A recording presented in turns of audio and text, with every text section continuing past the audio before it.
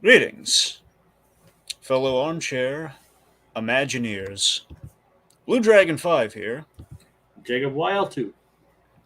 Ladies and gentlemen, as we find ourselves in the midst of Disney's big venture into the world of streaming, having started a war in the process, we thought it'd be nice to stay up to date on the ever growing catalog and rule on what's a must or a bust on Disney Plus.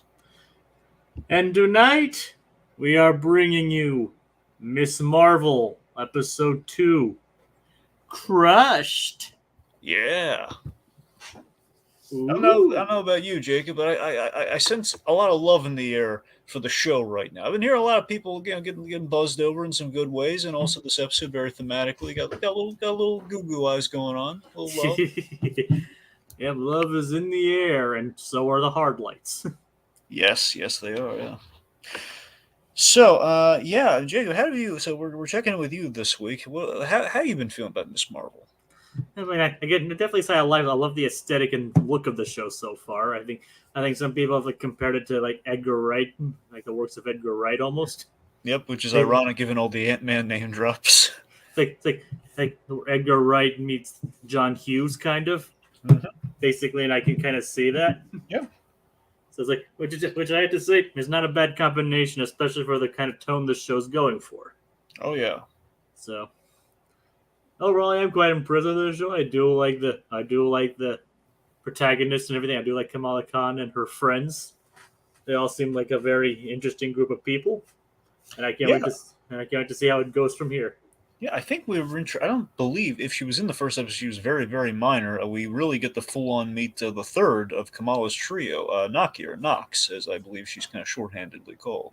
Yeah, I think she was maybe she was briefly in the first episode, but Yeah, probably like a little thing. Is like I couldn't really remember because I knew Kamala was gonna have like another friend. I thought it was gonna be Zoe, but I guess I was mistaken. So yeah, apparently yeah, like the third in the trio is yeah, it's always just somebody like a redhead who exists basically, yeah. and I know Kamala had like a popular. trio. No, go on. Bruno herself and Nakia. Yeah, it's so weird that we have much like we have two Peters at the bare minimum in the MCU with Peter Quill and Peter Parker. We have two Nakias, the Black Panther Nakia, and we have this Nakia. Yeah, It's funny. it is They'll be kind of doubling funny. up at this rate. Like, don't aren't actually Peter Parker and Kamala friends in comics? I'm not really sure because Miss Marvel was kind of like a recent. Peter Parker's age is always a weird thing because it's one of those things where like almost like I TV might, characters and cartoon characters, comic characters don't really age, or at the very least they age in like decades. I might have been mistaken then. I mean, it's possible. Then again, I'm saying when they retcon things like, "Hey, Peter Parker's now a teenager again," perhaps it's like, okay, well, yeah, then he knows Miss Marvel, so it's kind of unclear. But yep.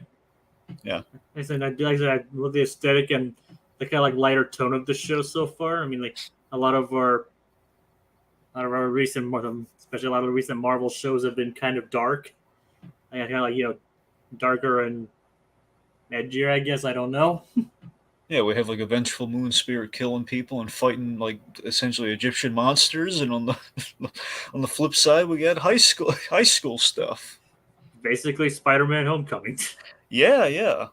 So it's a nice change of pace. Actually, I have to admit. No, yeah, it's great. I've been really digging the show myself as well. Speaking of John Hughes inspired stuff. Oh, yeah, for sure. So this episode, Kamala, she's feeling rather confident, embracing kind of superhero-dom in its infancy. She's fallen for her crush, hence the namesake, and And also the fact that somebody else might be getting crushed too. yeah. Now, I was a little worried about this episode when I watched it for a spell because I was enjoying it, but it was kind of dawning on me.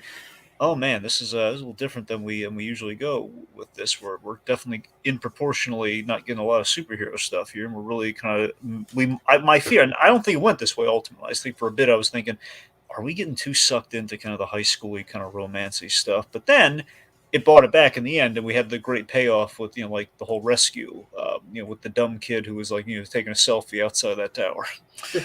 Honestly, I don't mind the high school romance stuff.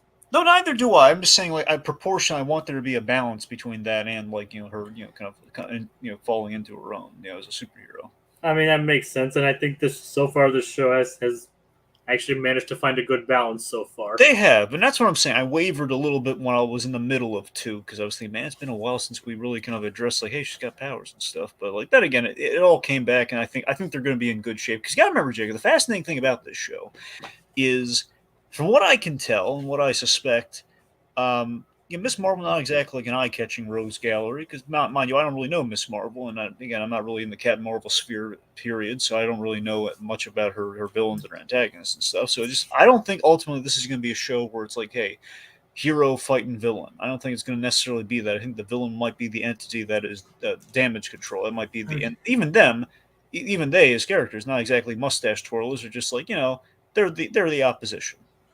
And even the show, I mean, even one of the genres is listed as coming of age. So Exactly. So with that, and I think that's a real. In what you were laying out earlier, Jacob, it's like, yeah, this is very different than what we've usually done with the Disney Plus Marvel shows. Where yeah, I I think it's mean, an appropriate choice. What If had the occasional light episode. I mean, especially Party Thor, which is probably still one of the best episodes of that show so far. Yeah, the only enemy in that was the enemy of fun, which is Captain Marvel. Ironically enough, Ironically, yeah. and then Ultron at the end. But Oh yeah, yeah. Oh for so, sure. so even that episode had a bit, well, even that show had a bit of lightheartedness over there. But I mean, and not to say that all the other shows didn't have that kind of thing, but this show is like, if anything, it could be compared to obviously Spider-Man: Homecoming, as we said, or even with something like Shazam, almost. Yeah. Okay, so If that's a anything, good. it could be really compared to Shazam, considering the whole, I mean, except for the whole big thing. Right. All right. So, talking about the episode itself, I suppose the place to start would be so again, this episode we're showcasing again kind of like the school life and the teen life in the aftermath of Avengers Con. The big video getting out, and we get to a rare thing, like kind of like Spider-Man: Homecoming. We get to play with Kamala at least at this stage. No, she has a secret identity, which is a very rare thing in the MCU, which is kind of fun to play with. Like we get to see that kind of being stuff done with that. It's kind of interesting that the more younger superheroes are the ones adopting the secret identities. Which I mean, if you really think about it, it does kind of make sense. If you look at kind of the whole superhero thing, it's like if it's kind of a youthful idea, it's like yeah, like when you grow up, you're gonna be like a big boy like Tony Stark. Like, hey, I am Iron Man. Why am I hiding it? Why am I jumping through hoops for this? And Captain America is a soldier, so everyone's gonna know who he is. Thor, he doesn't know what a secret identity is. It just makes sense with all those people. They would not have He's a god. secret. I mean, Thor's a god. Exactly, Thor's a Doctor, I god. mean, Doctor Strange is well known before he became the Sorcerer Supreme as a doctor. Yeah, yeah, exactly. So the point being, you don't really, none of them really had a reason, with the exception of Daredevil and Peter Parker, really need secret identities. I mean, Daredevil is an exception, yeah, sure.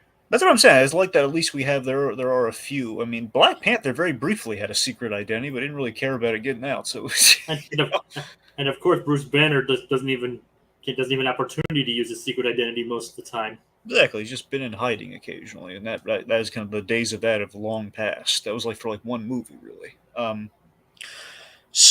Regardless, I don't know. It's just a refreshing idea to kind of see. So it's kind of funny how it's been reversed. Where it's the norm in the DC universe, and now it's just kind of like, hey, it's now it's the traditional thing is kind of like the special, like, oh, look at them bringing back the classics with the younger generation. It seems so Kamala, yeah, after her, her powers, it seems, she's become a little bit more outgoing, a little fun, a little confident. She's like, with this plays with the style of the show as well. She's like going through the hallways and kind of owning them, like, hey, I'm rooting for you two, my favorite hashtag, my favorite couple or something. It's like that kind of stuff. I don't think they said hashtag, but I know what you mean. Well, I know, yeah, she said just something light. I'm like something. She said she did like my favorite couple. I think she was like rooting for him in the yearbook or something. Yeah, something like that for sure. Yeah. More outgoing. She corrected the teacher on her name. Yep. I've never mentioned this, but it's Kamala. And he's like, huh. And he's like, huh. So that's actually, it's funny. That's actually it's a deep cut kind of reference because for years there's always been a debate in like the fan base of like how do you say your name? Is it Camilla or Kamala? And I believe the Avengers game I think put it to rest best where it's like, yeah, it's just Kamala, and this is kind of like a fun way of pointing it out. Yeah, we're going with Kamala. Everyone else is saying Kamala, so there you go. Yeah. Yeah. So let's see. So Zoe, the popular girl, who's kind of the Instagrammer, I suppose. Like the big video girl. She is the influencer, I believe that's the term. She is Basically. basically being the first save of Miss Marvel. Gets to name her. One of those classic things where we give them the wrong name before we eventually give them the right name. That's Nightlight. Which maybe it's funny about Nightlight though. It connects to what her brother was kind of teasing her about using that nightlight. So it's kind of funny. and everybody just hates the name. Yep. And it's like, thank you. I can't say enough nice. Yeah, I can't say enough nice things about the actress. I wish I kind of knew her name offhand, but the actress who plays Kamala is doing a great job. Would you say? Actually, hold on just a second. All right. I thought I had it pulled up for a moment, but go on. Yeah, I think she's been doing. She's been killing it, man. She's doing a great job. She's kind of playing very cutesy as well as playing If I sorry if I mispronounced this, like Iman Vellani. Iman Vellani. Yeah, IMANVELLANI.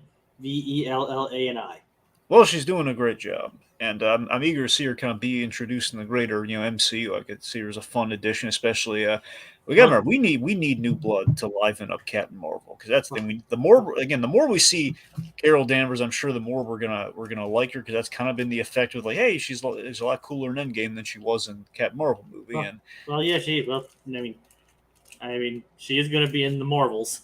that's what I'm saying. So the fact that we're gonna have her and Monica Rambeau in Marvels, I think, is like the two really likable iterations of the Marvel name, who I think could be really helpful lifeblood to kind of like fix the Captain Marvel issue.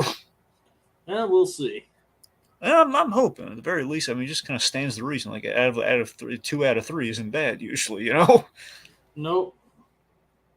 All right, so I wonder if you noticed this, Jacob. Because Tegan and I were kind of talking about this in the first episode, and it's kind of funny that they went even further with this episode. There's some parallels to Turning Red continue because we had a little bit of that with the dynamic with the mother in the first episode. Now we really have it with we kind of parallel the whole menstrual thing with her power just kind of going out of whack and being misinterpreted as it's her time of the month.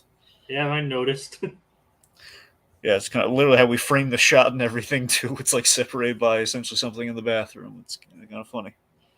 I mean, that's the thing. Would you rather have like glowing hands or turn into a giant panda? Yeah, glowing hands. Yeah. Probably for the best, but glowing panda would be a giant panda would be pretty cool too, though. No, yeah, it'd be well, cool. giant red panda, I should say, because giant panda and red pandas are two separate things. True.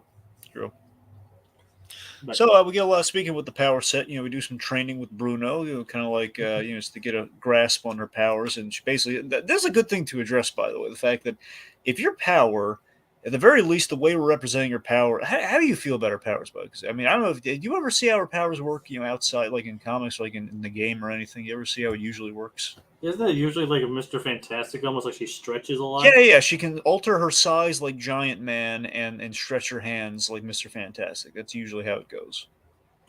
And here she can do we saw do the whole hand thing, but with the hard light rather than stretching. Yeah, so here, I mean, that's the thing. I don't know I don't know if the hard light thing is purely for the show or that's maybe like an additional thing she could have done. All I know is like in the bear in mind, my main introduction, I think, is they were hoping for with many people. That Avengers, PS4 game that kind of Kamala was the main character, so that kind of gave me like a baseline for who that character is and kind of some things about her, like her father and the whole the origin of her powers being a little bit more science based than they are here. Even if the game itself wasn't that good. Oh yeah, sure. I mean, I gotta tell you, I think it's better than people give it credit for, but that's fair. I didn't say it was terrible. I just said it was meh. Yeah, no, sure. I mean, I think visually, like for example, I hate the design on Captain America in that game, but that's beside the point. It's no Spider-Man or Guardians of the Galaxy. Of course not. Yeah, for sure. I mean, I haven't played I haven't played the new Guardians of the Galaxy one yet, but I hear good things. The Guardians. I mean, for as far as the game goes, a lot of the gameplay is gets repetitive after a while, but the story is actually really good in that one. That's good to hear. So, but yes. So the fact of so we're settled in this whole hard light thing, where essentially it's like Green Lantern constructs, only like kind of manipulation of light that seemingly has a mystical origin, might be connected to Eternals. What I'm hoping for is that it's actually that is actually, it's funny that we mentioned Kingo from the Eternals here. And that Carmon's, or that's his name, right? Carmon. Well, Kingo is the is No, I mean the like no Carmon, like the boy that she's crushing on. Oh, right, right. Sorry, yeah. Cameron, Ca- Cameron, or it's like not Uh, Cameron, but like There's like yeah, Cameron or something. yeah. I think you're right. I had it written down. I forgot the pronunciation, but yeah, I know it's like I know it's last one's like Ron. I think you're right. I Uh, think it is Kamran though. So forget what I said. I think you're right. Camron. Camron. So Yeah. So what about like Kamran? it's like he mentioned that his mom is a fan of Kingo Senior. Yeah, and of course that's a real now to the Eternals' credit. Again, one of the great things about the Eternals was Kingo was a standout, despite the fact he didn't do anything in the third act. But when he was there, it was fun. The idea that he because he didn't age, the way he obscured it in Bollywood was that he came from a long line of the same actor who looked who looked like him. Different facial hair. Exactly. So pretty much like probably like one with a mustache, one with a beard, one just And apparently it seems to work because apparently they can nobody can tell. yeah, yeah. It's a ruse that seems to work. See, that was really fun. That was a fun way of like working in like an Eternals reference that worked for me versus just the whole like now we're stuck with like a lot of unanswerable. Like, wait a minute, if we had them here, and how does that work? Yeah, that whole thing. It's like yeah, he was just an actor, and some people like his movies. So regardless, again, I'm inspecting the bangle, like the bracelet that basically unlocked her up. Is again, it seems like what we're confirming in this episode. They're trying to intimate the whole the Terrigen Mist thing. They're not full on going with it, but it seems like they're trying to intimate that okay, so it's not because she was an Inhuman in the comics. yes, exactly. So that's their whole deal. Like Terrigen Mist turned her into an Inhuman, and they're kind of playing scared with the Inhuman stuff, and they didn't want to make her look like Mister Fantastic with the stretchy arms, so they've been kind of going a different approach with it. So it's just kind of funny because they brought someone from the Inhumans into Doctor Strange. yes, and Mister Fantastic and Mister Fantastic. You're right. Yep. So I mean that could be why they distance her from that. yeah, which I mean, there's a logic there, but yeah, it's regardless. I mean, the contract thing I can get used to. I just wish the power. I wish there wasn't a mystical thing. I'm hoping that it's going to be less mystical and more intergalactic. I'm hoping that what's going to be revealed ultimately is it came from space and therefore it correlates to Captain Marvel, which can make I don't know. That's kind of what I'm hoping for. Well, there is speculation that Carol Danvers will appear sometime in this series for real. And that's what I'm saying. That would be the logic. Those would be the dots that I would connect of like why she would show up. That okay, the bangle connects to something I ran across in space. No, well, she said. Well, remember the story was that the girl in the story she followed the stars. Basically. Yeah. So and that led her back to her father. Yeah. So it's like so obviously there is something to do with space there. There is, but now you bring that up, something does occur to me. You might either way. It could still be space related. Just like it can't be directly Carol Danvers related because that thing would have predated her. But you're right though. It could come from space, given the stars. That would be nice though. So we'll see. They said there could be like some kind of connection between what gave Carol her powers and what's currently activating Kamala's. Well, I mean, not Carol's powers, but something that she probably could have come across, or maybe. Yeah, that too. It's some connection, not necessarily the same thing. Exactly. Sure. So, speaking of that, since you brought up that plot point, though, we should probably talk about it. So we did get some layers on Kamala's family, which are rather interesting. I love that story, by the way. The whole how the girl found her father, going by the stars, and yes. So, Maniba, her mother, apparently on her side of the family, going back to her, I believe her great grandmother Senna. During the partition of India. Yeah, I believe it's something like a great divide of sorts, where basically I think it was like kind of like a civil war of sorts that split them, if I recall, like that. Basically because of what Great Britain did to them. Yeah, that's what I thought. Yeah.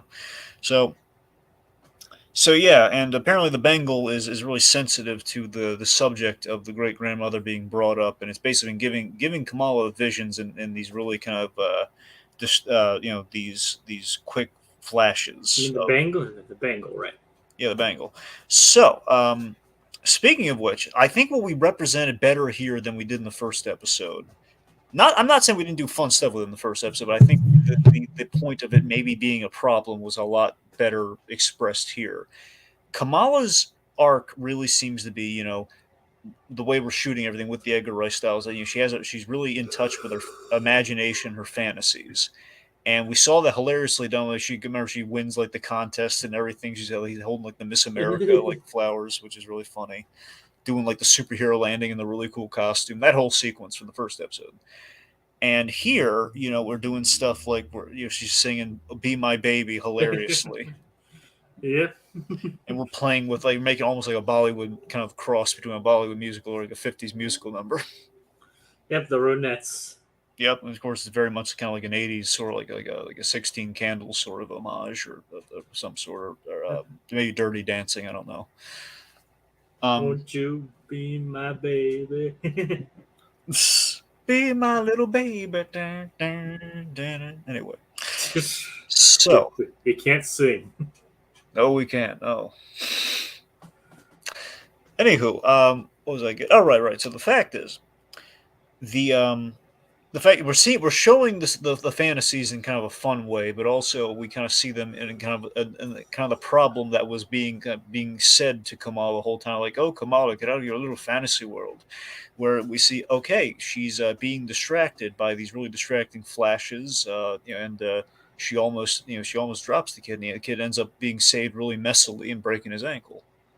It's better than being dead. I know, no, for sure, but I'm saying though, it's the fact that it's like we're seeing a consequence to her focus being diverted, and also we're seeing the importance of her focus with like when she's harnessing her powers, like with the hard light thing. I love that we have to establish that okay, there's light, just like throwing it and distracting people with it, but harnessing it so you can actually make it solid to walk on, create constructs and stuff. That was a good lesson to learn and to see kind of progress. Yep. I mean, unfortunately, unfortunately, it did result in the kid breaking his ankle, but it's kind of his fault for doing that in the No, first but it place. is that so me. I love when superheroes save people, so I was very into that sequence. I'll admit that kid did get on my nerves, like the whole ice cream pizza thing, and the fact that he was so stupid taking that selfie like that. Yeah, it's just like, okay. Now I get what they're homaging. They're I mean, homaging like something like remember in Superman 2, the kid at Niagara Falls who like he's like, hey, don't lean on that. And he jumps off, essentially falls off the thing. Superman saves him. Yeah, yeah, I remember. Yeah, so it's the fact sometimes kids are just stupid.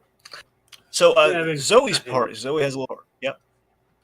but yeah, I can't fault him for that, but still. Yeah, sure. Anyway, the point being though, Kamal saved somebody, went over well, and then again, it's like a little this something with this the unresolved issue with this Bengal as a distractor and could be quite dangerous, and I'm sure it's not going to score points with damage control. But let's put a pin in damage controls. I got things to say about those guys, but before that, Zoe's party, we meet Kamran. Seems like a nice Yep, he, muted, or well, maybe intentionally, but what just happened? I didn't. I asked you, what did you think about Kamran? You might have cut I out or something. Yeah, you kind of left the stream for a few seconds. Oh, I did. Yep. Oh, sorry about that. I don't know what happened there. Okay, Jacob, how do you feel about Kamran, the young man we meet in this episode that Kamala has as a fancy for? He seems like he'd be interesting. He like seems interesting so far. Like they do seem to be bonding, and he seems to be a genuinely nice guy. Yeah, And he's then Kamala stepping on his shirt. that was really funny. He's like, "Here, it's on my shirt," and he's apparently capable of high diving off of a house into a pool. Yeah, and also he's teaching her how to drive and everything, and it's kind of I don't know. They have like a lot of chemistry. I felt. And he's also making Bruno jealous. It would seem. It would. It would seem. By the way, I love that Bruno has like a Marty McFly look to him with the vest and everything. It looks really nice. Then again, It's I'm a like, sucker for the Marty McFly look. and he also has a bit of a Doc flair with all the technology he makes. Yeah, very nice. Also, how cool is that principal? Like, like the principal's kind of like laying it out for him. Like, hey, those moments in those movies where You you're are a offered Jedi. you're offered chance. Yeah, It's like you are a Jedi. You're happy that's happening to you right now. You have to say yes. exactly. I, I wonder if that's going to come into conflict with what's going on here. I mean, I'm sure it will. Yeah, probably. I mean, probably. Yeah. Let's see. I do wonder if I hope we're not going in a sinister direction with. I mean, they could always sell me on it because again, that's the thing. I'm going to a show where really does not seem like we're gonna have any bad guy, but I wonder if we're gonna do like Cameron and his aunt. Wait, no, not his aunt, his mother. Cameron and his mother. Maybe having like a kind of like a sinister motive behind the bangle. I'm not sure. I mean, I'm hoping that maybe that's not the case, but maybe it could be interesting. So we'll see how that goes. Well, yep, we'll see. They Because save her remember, bacon in the end, so we'll see. yep, and the part, I was wondering if like the part was like, oh no, she's gonna get in trouble. I was thinking, but no, but as it turns out, the part with the party, they just like the cops come and everybody just scatters and drive them. Just Kamran just drives everyone home. Yeah, which was quite refreshing, and we did not, kind of like, oh, she's in trouble again. Like yeah, which was nice, and she got home on time, and clearly her parents didn't have any issues with that. Yep, Honestly, yep. surprising that her mom even allowed her to go in the first place. Yeah, me too. But you gotta admit, though, Jacob, she was being really unreasonable. Like Avengers Con, really, that's where. Here's the thing: she really should have dug her heels in on the party, but been way okay with Avengers Con. That's what I don't get. Like, really, you're okay with her going to a party that's likely going to have drinking, but the very wholesome, like hero celebratory, essentially Comic Con that is Avengers Con, you're gonna veto. Well, maybe she has her reasons. I mean, maybe, but it's just kind of like weird. I mean, she'd have to have really. I don't know. I can't see any really good reasons at all. Either that, or just maybe after what Kamala's has done, and the fact that she asked politely this time, she kind of maybe she's like giving her some space and relenting. Well, she did ask nicely the first time with Avengers Con before I she know, snapped out I of know, it. but after she saw what she did, maybe she's relenting this time. Maybe you might be right. And I like to believe that anyway. I mean, Okay. it's a reasonable explanation. I mean, I don't know if it's correct, but Oh, by the way, Jacob, how do you feel about Kamala's brother Amir and his fiance? I like him. He's a pretty cool guy. So Amir, by the way, he's kind of our friend once removed from our sketch comedy buddies at JGI. So the guy with the beard who was our brother Amir. That's Sagar Sheikh, and we did like a whole theme month on him, and he's basically he's an actor who worked with our buddy Joshua Thomas. So That's pretty cool. yeah. So it's kind of Tegan and I are really geeking out about. Oh, look, he's there. Is another person we know. We have a friend of a friend who's in the MCU and a friend of the friend who's in Better Call Saul. So we're very delighted.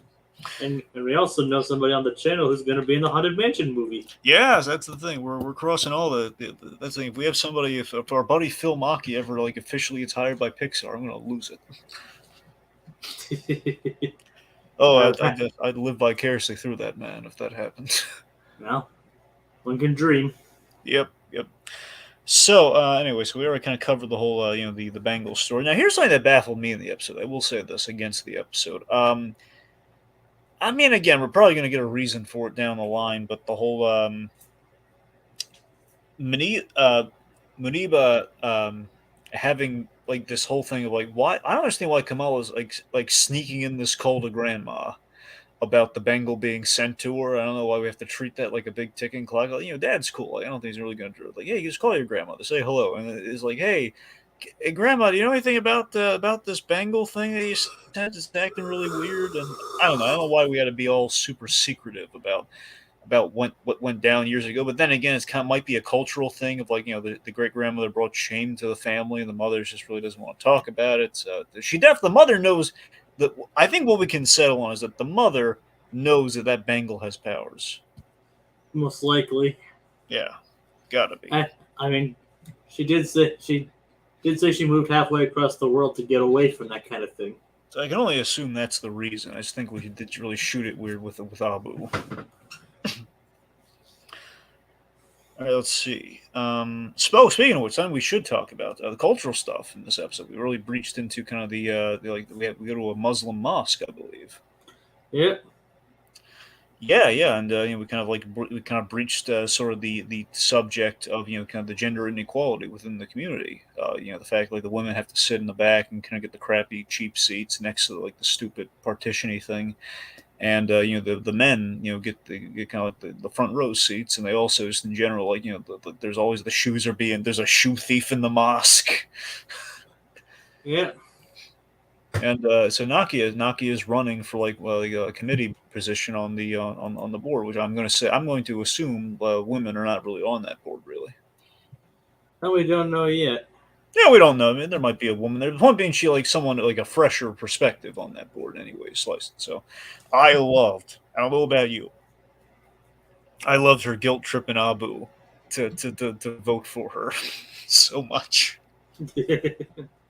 Just Abu with like his little the little plate with snacks on it, and just being like guilt tripped into like essentially your other daughter, and you're not gonna vote for her. She said so herself. Politics are dirty. I really like Nakia, man. She's really winning me over. I really dug her in this episode. One, she's a very pretty girl, but also I really liked. I think she's really funny, and I don't know. I'm really digging her. She is, yeah. Yeah. All right, let's see. So I guess okay, the big thing we should talk about. Oh, well, Jacob, is there anything you wanted to say about her saving the kid at the at the celebration? I mean, I think we pretty much said everything. It's like everything we could. Like the kid was trying to take his little free and eats ice cream on pizza. So yeah, I mean, at that point, I'm like, come on, it's just like, okay, yeah, it's like, oh, you don't deserve it. I mean, that wouldn't be very heroic, obviously, and I'm just joking. Of course, yeah. Like he's a communist. He's eating ice cream on pizza. It's like it's an abomination on food kind. Yeah. I mean, don't get me wrong, I'm one for salty and sweet and everything, but ew. We have rules in society. It's like we have rules, and one of those is, I mean, I'm perfectly. Don't get me wrong, I'm one of those people that's. I mean, I don't do it myself, but I'm fine with pineapples on pizza. Well, yeah, because I mean, it's like the whole Hawaiian pizza thing, so that makes sense. Like I said, I'm fine with that. I don't have Is a problem. Is that literally what they put on when they do a Hawaiian style pizza? Is it just pineapples on the pizza? Is that it? I think sometimes they also have ham. Really? So the Hawaiian style is ham and pineapple. I believe so. Yeah. Going for like a luau thing, then, right? Seems like it. Yeah. Okay. I just want to confirm. But I'm just saying up front, I don't have a problem with that. I know it's like a joke thing that I was online, but I don't have a problem with it myself. But I just hope that nobody actually puts ice cream on their pizza.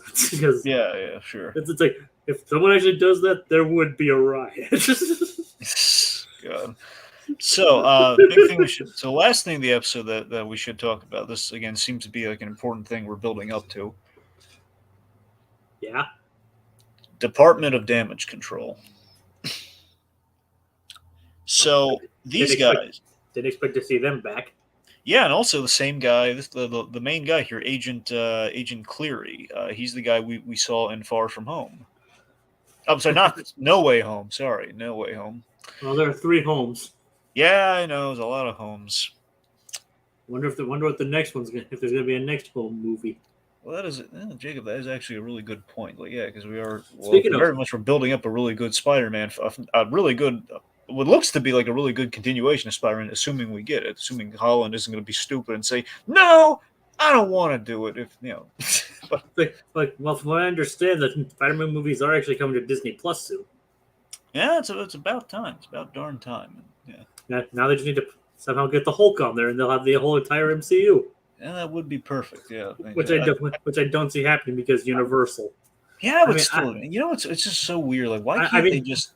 I mean, they have licensed it for like the complete set, but I don't know. You just imagine that they would like just drop Universal, cut Universal like a big check for like it's just for one movie, really. I know they have them over a barrel, and that's why they're not accepting that. I'm sure, but it seems like, look, let's just get it. Like, it's gonna be ridiculous at a point of like, hey, we have everything on Disney Plus but one movie.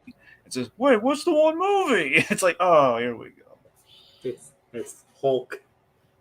I'd love to think. Wouldn't it be nice if they just if like when She-Hulk comes out, like when just they kind of promote it, like or at least the weeks leading up to, it's like, hey, guess what we got back? Incredible Hulk. Educate yourselves. Like, I just love how they're like able to use Hulk. They just can't make a solo movie based on Hulk. Yeah, it's weird. Even they're allowed to use his spin-offs too, but not actually Hulk. Anyway, Anyway, point is, Cleary was, he was the guy interrogating Aunt May and Ned and everything, playing mind games with Ned leads to get him to kind of confess to certain things. So yeah, I gotta tell you, so you're saying he's the reason that they hired Matt Murdock? exactly. Yeah. So I gotta be honest. So this damage control far more. I know there's purely they could ultimately just be oppositional because I always kind of consider damage control not to be not to be sinister, just to be kind of guys dealing with like the mundane kind of cleanup of the MCU, which kind of fed really well into Homecoming. A lot of my favorite stuff in that movie, the world building. Like yeah, all that technology is going to go somewhere, and the Vulture's going to try and steal it. Like, I love that. Now that said, I'm getting the vibe here that yeah, we're playing with them a lot more sinisterly, and we kind of been going this way. They're really accusatory in No Way Home. They weren't necessarily wrong, mind you, but now it seems like yeah, these guys, his partner particularly, I believe Agent Deaver, like the lady in the room, Which is really kind of skeezy. it's kind of funny considering it was even founded by Tony Stark in the first place. Yeah, that's the funny thing. Yeah, yeah. So So you think they'd be more forgiving of superheroes? you would. But then again, Tony Stark's whole thing was like accountability. So again, I think Tony Stark might be still. They'd be kind of proud of him, but I wish they'd take a softer tack. I'm sure. It's like he'd be like, "Hey, I'm not telling you to attack innocent kids." Exactly. So that's the thing. Where Speaking of which, I love the memorial from the previous episode that of. was really nice, and we gave Black Widow her due. So it's Tony Well, and that's the thing Natasha. of Tony and of Iron Man and Black Widow. Yeah, That was really nice. yeah, it was. But So but so moving on. yeah, that's the thing. So these agents, man, they're rather really, this is like kind of a real world thing. I think it's with a purpose. I think what we're doing is we're kind of paralleling the the post 9/11 kind of like accusatory finger. Not in a direct way, mind you, but I think we're kind of homaging how very much the the Pakistani and the southeastern community got a lot of hate, a lot of like fingers pointing at them after 9/11 unfairly, and that may basically. So a lot of people have pointed out just like the whole surveillance drones and everything. There's kind of like an uncomfortable, like a government agency, kind of like going after the young, going after someone of her ethnicity, perhaps. And I'm not saying that they're necessarily saying all of this, but I think there's kind of homaging, kind of like how that's. I think the parallels are there, and I kind of like that they're going that way without spelling it out or spoon feeding it to you. What do you think? I can kind of see where they're coming from to an extent. And again, there's like kind of a niche in there where, yeah, she is kind of untested with powers and stuff, but clearly, and this is why I really think they might be kind of paralleling that stuff, is that she's very clearly doing the right thing and she's saving people and helping people. And anyone with a brainstem could see, okay, this accused probably just doesn't know how to use her powers, but still is like, not really sinister about her. But they're going after her like she is, like, she needs to be stopped and with a lot more force, like a disproportionate amount of force, it would seem. Now, that's the thing. I mean, especially that lady in that room, that Deaver lady. It seems like yeah, there's like a snarky kind of thing about her. Like yeah, let's bring her down. Yeah, she's dangerous. Yeah, yeah, just something about I don't. I'm not trusting damage control worth a lick, and I'm thinking perhaps I wonder if She-Hulk's going to be going after damage control in I wonder how recurring damage control is going to be, perhaps in this light, because with the superhuman affairs coming into play, I'm sure they could, kind of stir up there. But I think the main thing damage control is going to be in the Armor Wars show with Rhodey. Well, we can only wait until we get those to come to She-Hulk. Because think about it. Now, the She-Hulk might be a long shot, but Armor Wars, well, the last time we saw Tony Stark really mentioned in conjunction with the damage control was No Way Home, when like all the drones and like Stark Industries, it seems, were kind of seized by the government. Yep, which is unfortunate. So I'm thinking that's going to be, we're going to continue that story in Armor Wars with Rhodey. That's why I'm a betting man, but it's neither here nor there. Anyway, but yeah, so the point being, they're going after Miss Marvel. Oh, And she's not Miss Marvel yet. She's oh, you're right. She's Nightlight. You're right. You're right. And it's going to be interesting when she kind of makes the costume change there. When do you think the costume change is coming? Next episode, or like the fourth or penultimate? Like, what do you think? If the trend is any, I'm like, if the trend is like how it usually goes, it's probably going to be like either the penultimate or the final episode. Yeah, that sounds about right. Because I mean, the exception is Moon Knight because he already had his costume from the beginning because had it before the show began. well, we gave like Layla her costume in the last episode, so it's kind of that. And Because technically, Sam got his Captain America outfit in the final episode. well, technically penultimate, but we didn't see it, and then he wore it Oh, in the last episode. well, yeah. And is it Loki didn't have a different costume? But that's the thing. There's usually kind of like a reveal, like a big reveal of some kind. Traditionally, it's it's a costume thing, or it's gonna be like, hey, Kang, or like, hey, it's Jake Lockley. If you count Daredevil, he didn't get his until the final episode of the first season either. That's also true, but again, that's more of like that was like a very long and arduous build up. But again, like not arduous in a bad way, just in terms of like there was like he was wearing the black suit, and then they said you got to get a better costume, man. Then he gets like we have the guy who can build that costume, and obviously it pays off. But you're right, last episode, so quite possibly. But I'm thinking she's going to get the idea for it in 5. Yeah. Yeah. I guess I said if it follows that trend, I can guess it's probably going to be like a penultimate or final episode reveal kind of thing. Sure.